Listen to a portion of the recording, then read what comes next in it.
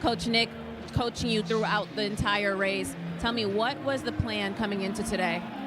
My plan was to qualify for national mark, and I think Coach Nick helped me so much. Yeah. And that you did. You currently stand at number 10 in the NCAA after that race. So how proud are you right now? I'm proud because this is my second, I'm sophomore. I'm happy for this. Yeah. Nice. Well, congratulations, and we will see you in the next race, okay? Thank you so much. You're welcome.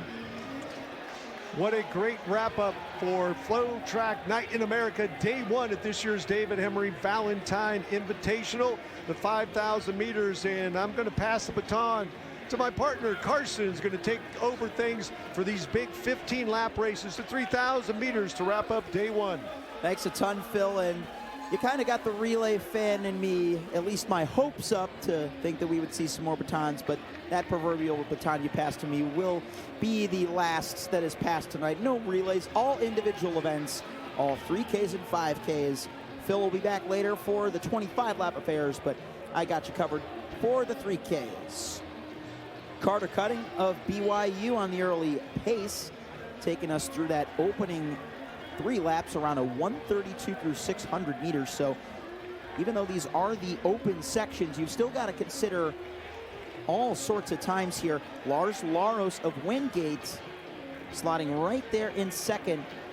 We had 3 Wingate guys enter this event, the David Hemery Valentine Invitational, as top 10 performers in Division II collegiate history. Laros is one of them, currently at number 5 as far as performers go with his 750.24. You recognize his last name. He's also the older brother of Niels Laros, the Dutch 1,500-mile standout, who, despite not winning the World Championships as he may have been expected to, had a huge breakout season and is still very, very young. The both of them are. So, by all means, the Laros' best days are ahead of them. Coming up to our first kilometer split, let's see where we're at. It's a 2:34, 2:35. So sub 7:45 pace. That's right where Cutting was scheduled to take us through in. We've got Cruz Gomez running in third. Looks like we got some more Wingate Bulldogs in the mix. Running in fourth, that's Joaquin Campos. And in fifth, yet another member of the Alabama Crimson Tide, Ezekiel Pitre. After him, we've got Harvard's Charlie Ortmans. Mostly single file here, 3:06 through 1,200. So that latest lap around a 31 mid. It's this middle kilometer that'll typically be the slowest, but that was the most impressive part about the Invitational 3K to me, is that Marco Langen kept the pace identical to the first K, and they ultimately all let loose with a closing 5 laps of 2:29. Just an incredible race. 8 laps to go there. 1,400, around 3:36. Cutting still keeping it honest. He was in that Invitational mile earlier, ended up placing 8th in 3:52.84. So just giving him his flowers for the work that he's done. Lars Laros has led the entire racing operation up until now. His brother Niels does hold the Dutch national indoor record over 3K, a 7:29.49, as Lars takes over, followed by Cruz Gomez. And then the rest of the field, once again, Ezekiel Pitrang of Alabama, Charlie Ortmans of Harvard down the backstretch. You can see all of the runners trying to position themselves. Watch out for Matan Ivri. I've mentioned a few potential national records up for grabs. If Ivri stays close, and he could go after the all-purpose Israeli indoor record over 3K. He currently holds that, in fact, with his oversized track time of 7:52.38 from the Mayo Invitational at Notre Dame last year. You see Ivri there with the red W moving up, but so too moving up is the Wyoming Cowboy Jacob White in that golden kit.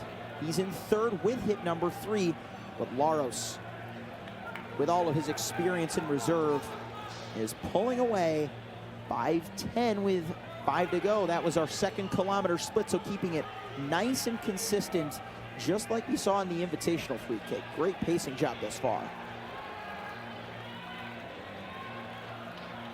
If you want to see a Division II all-time record, we need to see around a 2:23 for the last kilometer, more so like a 2:26, as Romain Legendre ran 7:36.28 at last year's Valentine Invitational to win and set the all-time D2 mark. But aside from him, the number 2 time is Loic Scomparin's 7:43.96.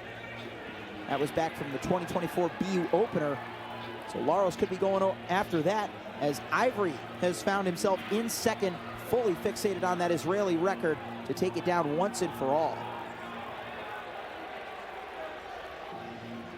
Of course, his country's fastest ratified indoor time over an even 200-meter banked oval is Dereba Yayele's 7:53.46 from a meet over in Metz, France in February 2024. It's these two racing with less than 600 to go.